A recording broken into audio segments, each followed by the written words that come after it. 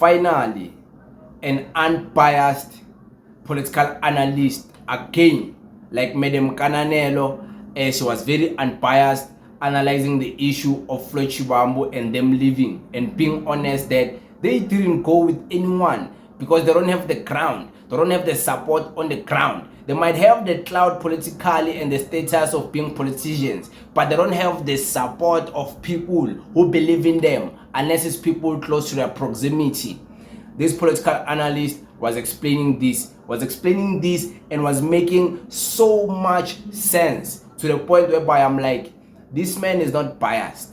This man is very critical and analytical and very honest when he speaks. Not like these other Prince Marshall and these other biased political analysts. But I want you to listen to him and tell me if you agree with what he's saying or not. There he is. The history of the EFF. Just looking at the history of the EFF, their highest moment, FNB Stadium, downturn after the 29th of May, where to from this July 26 movement, which many, particularly downtrodden workers, who see it as a vehicle for their own economic emancipation? I think for the party, this is a watershed moment, but it's also about how they deal with the perception of EFF bleeding numbers, so to speak. I say it's a perception because politics is more about perception of force and dominance, and political parties tend to play on that line of perception of force and dominance. So right now it appears as if the party is, bleeding numbers because obviously the departure of Floyd and the number of senior officials in the party. So for me, it's about how the party uses the NPA to make a political statement, similar to FNB Stadium. I usually say to people that FNB was more than just a rally to celebrate 10 years. EFF was the second party, obviously, after the ANC to fill FNB Stadium, but I think others can even argue to say they went over and beyond what was expected of them. That was more than just a rally to celebrate 10 years. It was a political statement that the winds of change have come. So now the perception is that, Floyd has left, and obviously the domino effect that have seen Dalimpofu and Simkweban and all of that. So at face value, it might seem like the party is bleeding numbers, which might not necessarily be the case, because none of these leaders who have left have the ground, so to speak, right? So for me, it's about how they use this conference to make a political statement, to say, yes, some have left, but the show still goes on. So it's not only going to be about commissions, as it was talking about the discussion of the political report and the election of, the top six. Is going to be about how at the end of Sunday afternoon or evening, what is the perception of South Africans about the EFF? When you look at the individuals who've left, I'm also going to bring you in, Sihle.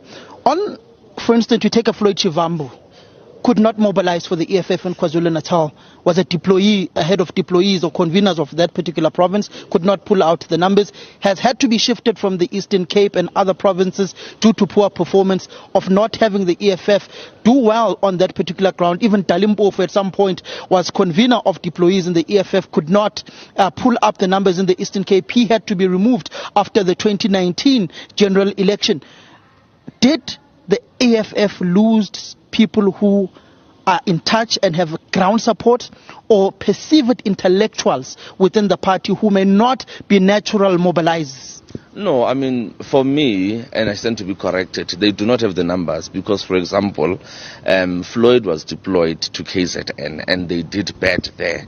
To say they did bad is an understatement, right? So they left people who are senior officials, who are well known in public, but do not necessarily have their ground. So there is no way that we can link the growth, the decline of the EFF rather, to the departure maybe of Floyd and others. They do not have the ground, and they did not play any vital role when it comes to the ground. They may have played one role or another organizationally, but from a numbers point of view, from a ground point of view, I don't believe that Floyd or any of the people that have left have the ground. At some point, I think the previous conference, Dalimpofu didn't even meet the threshold to contest to be on the ballot for deputy president. So that tells you about the relationship between the leaders who have left the EFF and the ground forces. So I always even make an argument to say, yes, the EFF might have declined, but if you look at where it declined,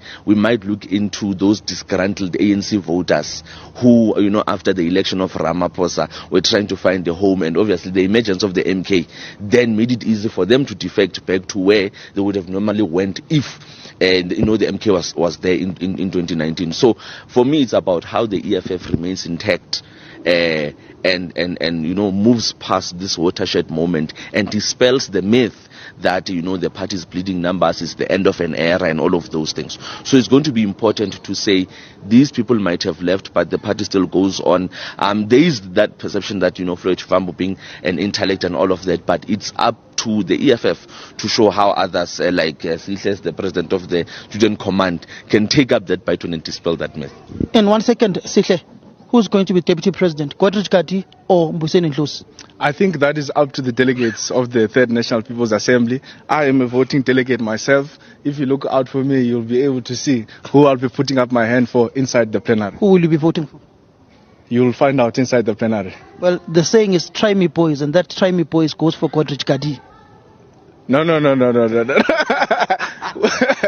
So all branches and structures of the EFF. So just to touch on the point very quickly before you run away from us. You see, Ipsos gave us a very important indicator very early in the year and said from the first year the EFF was formed until the 10th year, the EFF leaders were more popular than the organization. I think that was a cause for concern because it meant that you had an organization which was centered around the personalities of its leaders. And when those leaders leave, the organization struggles. But when Ipsos then said to us in February, the EFF is now starting to be a much more popular brand than the personalities of the leaders. That's why you are seeing that even when people like Floyd are leaving, the organization itself at a grassroots level is not that affected. Why? Because we've been able to establish ourselves as a big brand. Me, I agree with him, of course. What do you think? I agree. This man is right. There is no damage Floyd Chivambu and the people who have left the EFF have caused to the organization. I don't know why people don't believe that. They didn't cause any damage. They didn't go with anyone. They went with their own people who they deployed in government, their favorites. They didn't go with ground forces. Look now, NPA, all the ground forces from all the branches and all the wards of the EFF who have qualified to go there are going there. So who is someone to sit back and be like, Floyd Chivambu, mass exodus, people are leaving the EFF is dying? Who's gonna believe you? No one is gonna believe you, man. Worst part, if people say these things in 2025, you only just gonna be looking like a clown if you say those things. The EFF, you're paying the MPA. Ha! My was on your car, our feet. When they elect the new leadership, many people will be disappointed. Many people will cry. Nizolila. Hey!